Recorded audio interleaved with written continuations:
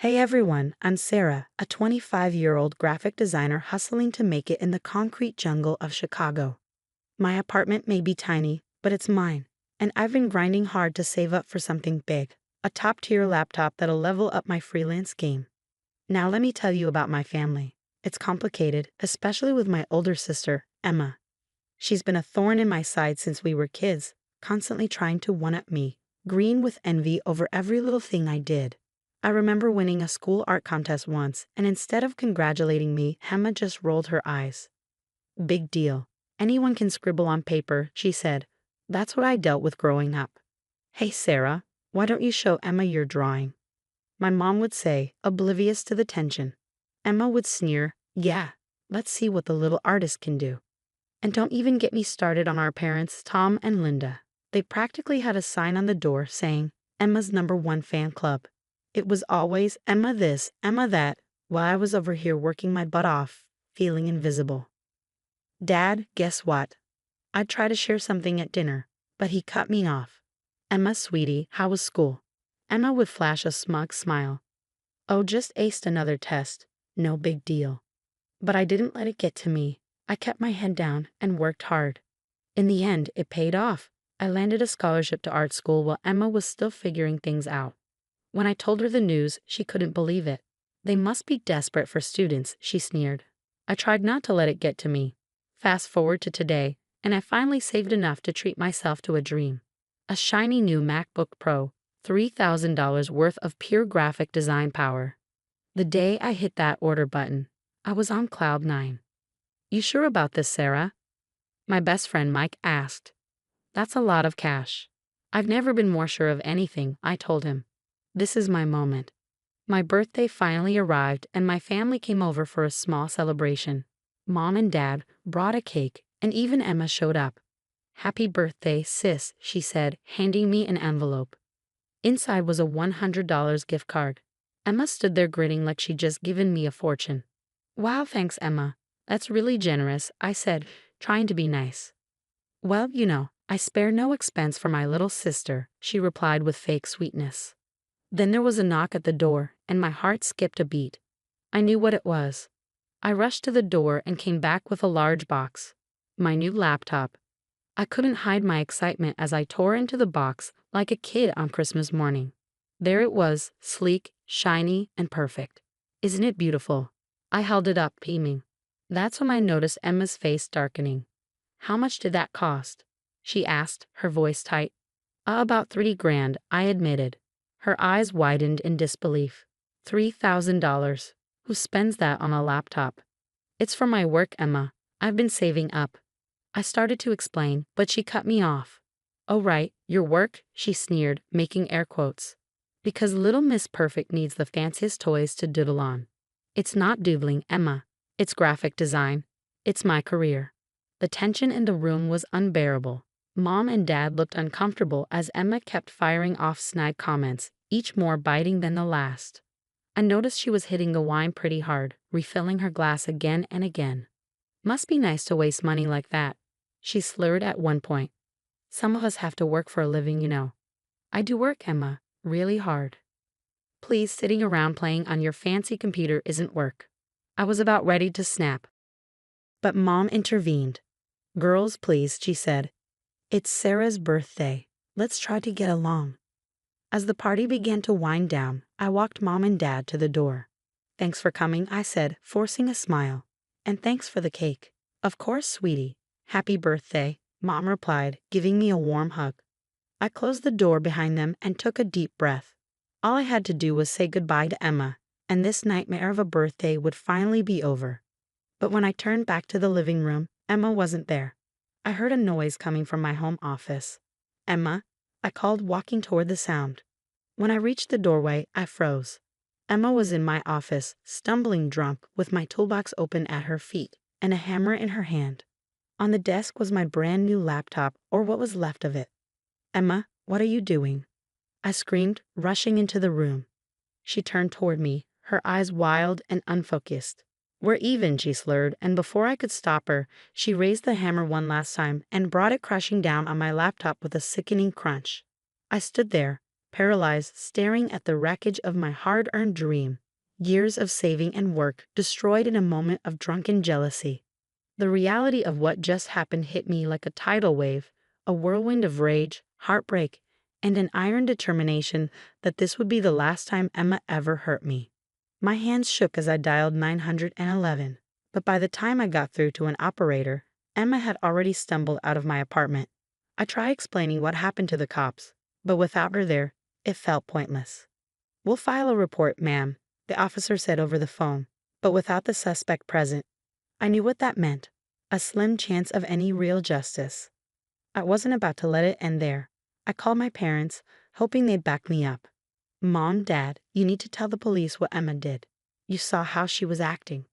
There was a long pause. Finally, Dad spoke.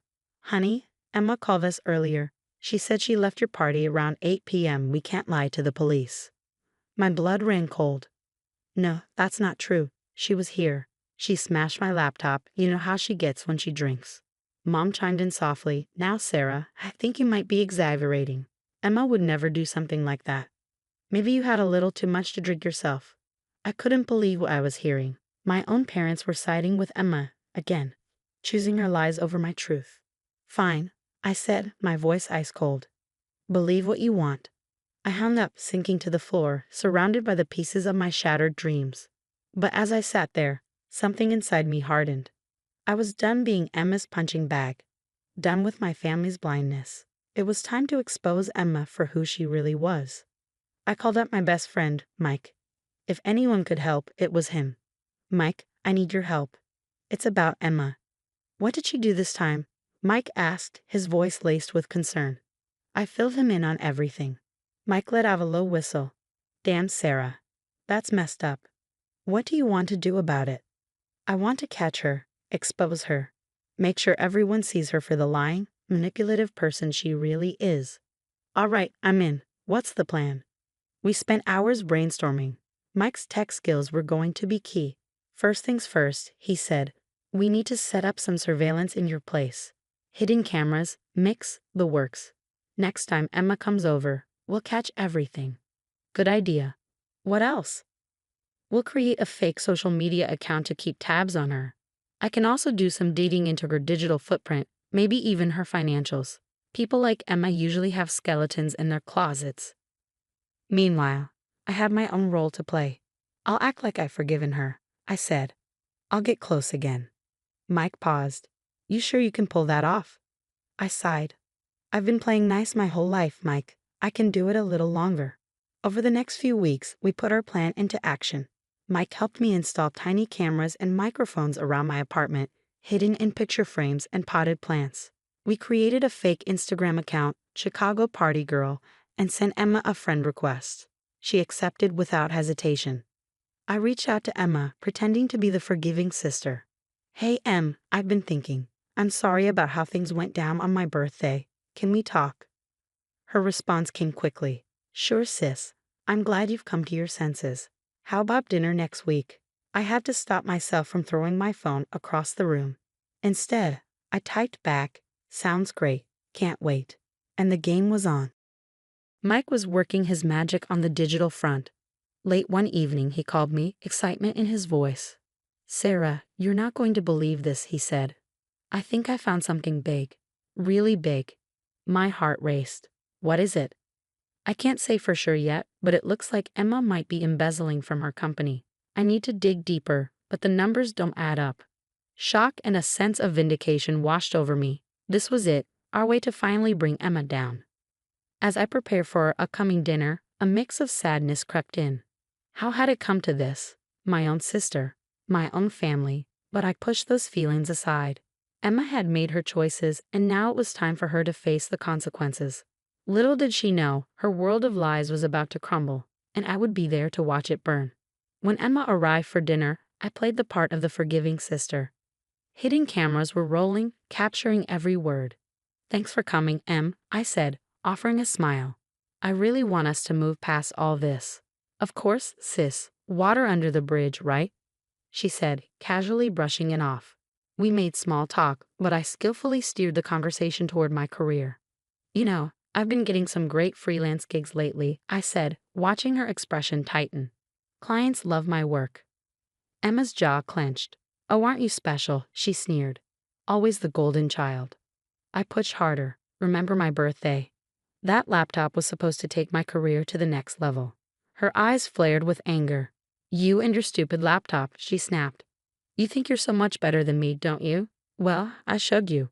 I smashed that thing to pieces, and I'd do it again. Bingo. I had her confession on camera. Just then, my phone buzzed. It was Mike. It's done. We had anonymously tipped off Emma's workplace and the authorities about her embezzlement. Within days, Emma's world imploded. She lost her job, faced criminal charges, and most significantly, our parents finally saw her for who she truly was. The video of her confession went viral, obliterating what remained of her reputation. A week later, I watched from my window as Emma moved out of her upscale apartment, jobless and alone. The satisfaction was bittersweet. Her toxicity had finally caught up with her. I turned back to my new laptop, ready to move on with my life and career. For the first time in years, I felt free from Emma's shadow. It was time to focus on my path, leaving behind the resentment and pain. As I started a new design project, I couldn't help but smile.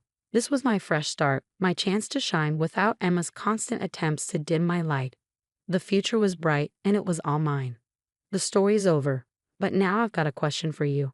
If you were in my shoes, would you have exposed Emma's crimes or tried to help her change?